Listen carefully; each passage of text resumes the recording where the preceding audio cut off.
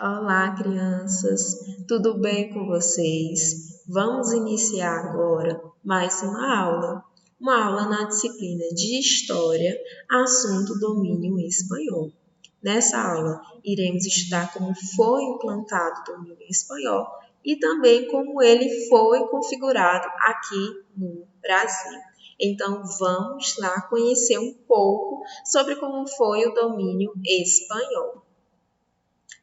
Tudo começou quando Dom Sebastião, rei de Portugal, desapareceu em 1578, na Batalha de Alcácer Quibir, na África. Nesta batalha, os portugueses saíram derrotados pelos mouros.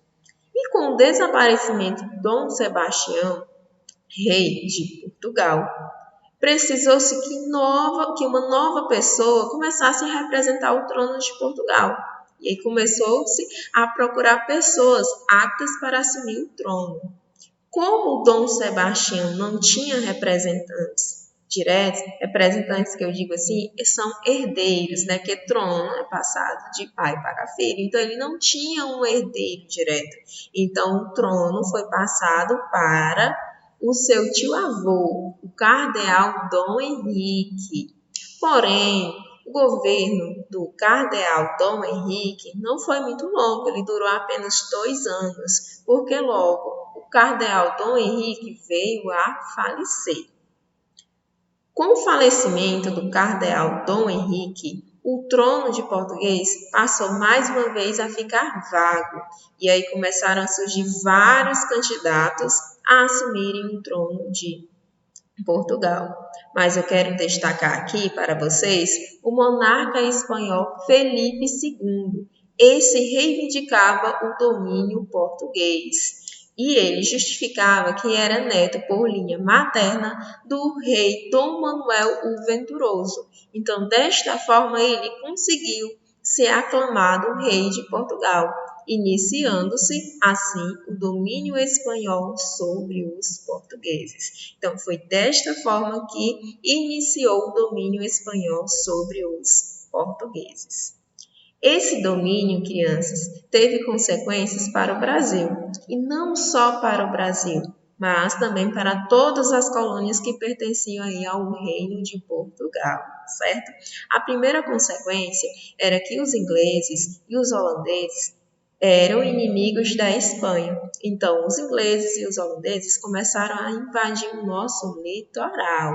Nessas invasões, podemos destacar que os ataques ingleses se limitaram a saques contra alguns pontos do litoral brasileiro. E já as invasões holandesas, pelo contrário, elas foram mais importantes, ocupando por muitos anos extensas áreas do Nordeste brasileiro. Então, aqui sobre os ingleses, eles se limitaram apenas a saques, tá? Contra alguns pontos do litoral brasileiro. Em contrapartida, aqui os holandeses eles foram mais importantes, porque aqui eles ocuparam por muitos anos extensas áreas do Nordeste brasileiro, certo? Vamos lá.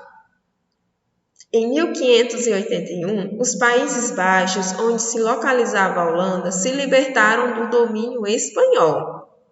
Em represália, o rei Felipe II fechou todos os portos do Império Luso-Espanhol aos navios holandeses. E essa medida, crianças, foi muito ruim, tá, para os holandeses, porque prejudicava diretamente a economia dos holandeses, que dependiam muito dos produtos coloniais. Então, aqui foi uma medida drástica para os holandeses. E, em resposta, os poderosos comerciantes holandeses se voltaram para a conquista dos mercados produtores, no caso, o Nordeste brasileiro. Nessa época, crianças, o Nordeste brasileiro ele tinha um grande destaque, porque ele era o grande produtor de cana-de-açúcar, certo? A Espanha, dessa forma, ela proibiu que os holandeses e portugueses explorassem juntos o açúcar brasileiro. E a Holanda ficou o quê? Revoltosa. E, a partir disso, resolveu, então, invadir Salvador, na Bahia. Tá? Então, a partir de agora, iremos conhecer um pouco como foi essa vinda dos holandeses na Bahia, certo?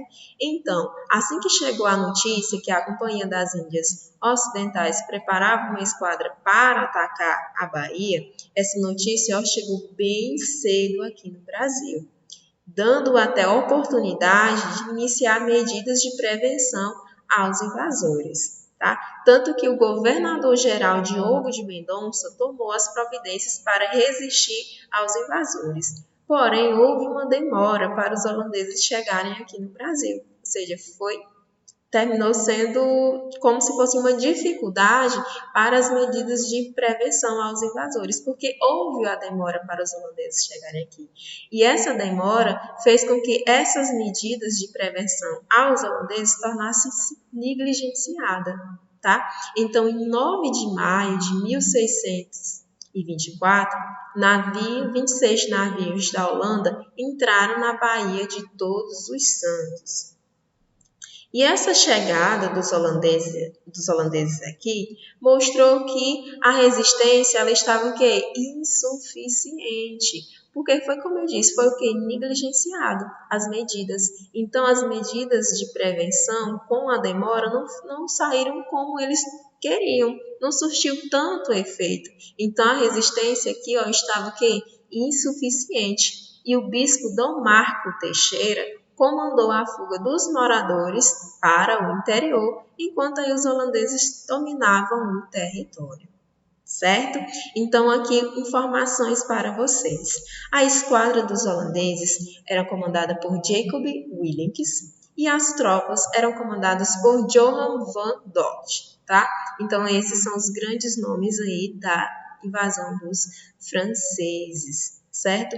Então, como os franceses estavam aqui dominando nosso território, era preciso criar medidas, né, de prevenção contra esses invasores. Era preciso medidas para afastar esses invasores das nossas terras, não é verdade? Então, Dom Marco Teixeira começou a pensar em estratégias, né, para tirar esses invasores daqui. Tá? Então, foram organizadas guerrilhas e ataques surpresas aos invasores, tá? Sob o comando de Marco Teixeira.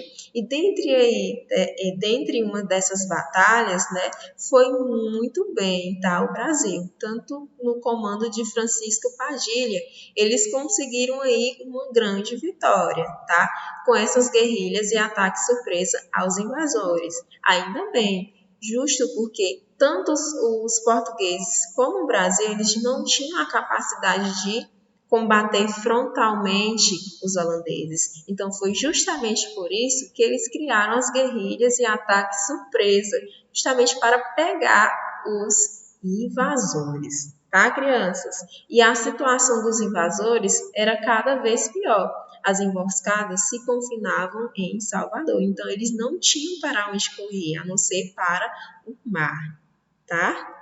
Então, a Espanha envia 52 navios para ajudar os portugueses no combate aos holandeses, tá, crianças?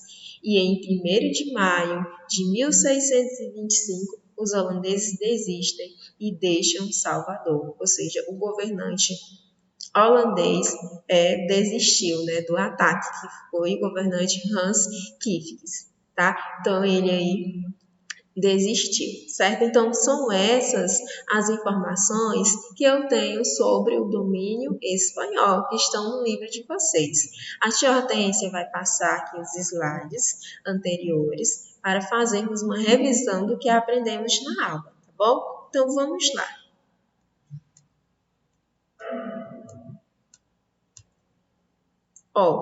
Então, tudo começou com o quê? Com o desaparecimento do Dom Sebastião, rei de Portugal, no ano de 1578, na Batalha de Alcácer Quibir, na África. Então, como o trono português ficou vago, era necessário um novo representante. Porém, Dom Sebastião ele não tinha crianças? Ele não tinha um herdeiro direto. Então, quem assumiu o trono foi o seu tio-avô, o cardeal Dom Henrique. Porém, o governo do Dom Cardeal Henrique, ele não foi muito longo, ele durou apenas 2 anos. Logo, ele veio a falecer. tornando o trono de Portugal vago mais uma vez, que houve o quê? Vários candidatos, mas como destaque temos aqui o Filipe II, no qual ele era neto por linha materna do rei Dom Manuel o Venturoso. Então, desta forma, ele foi aclamado rei de Portugal, iniciando-se assim o domínio espanhol sobre os portugueses.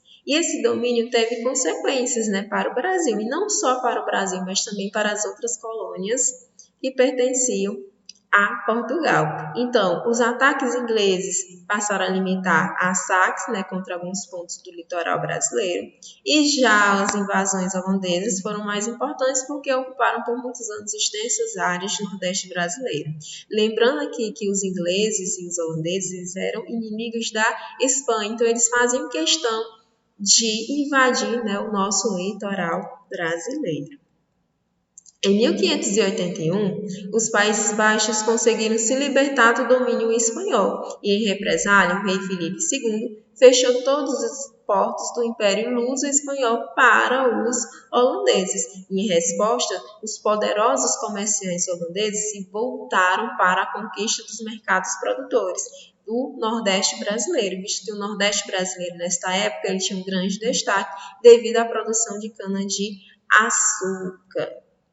E a Espanha proibiu os holandeses e os portugueses de juntos explorarem o açúcar brasileiro. Então a Holanda decidiu o quê? Invadir Salvador, na Bahia. Então vamos ver aqui como foi essa invasão. Então a notícia de invasão chegou muito cedo, né, aqui no Brasil, dando tempo para eles pensarem em algumas providências, né, para resistir aos invasores. Porém, houve demora para a chegada dos invasores, o que tornou negligenciando aí as providências para resistir aos invasores. E eles chegaram aqui no dia 9 de maio de 1624, né? E aí a chegada deles mostrou que a resistência estava o quê? Insuficiente. E o bispo Dom Marco Teixeira comandou a fuga dos moradores para o interior.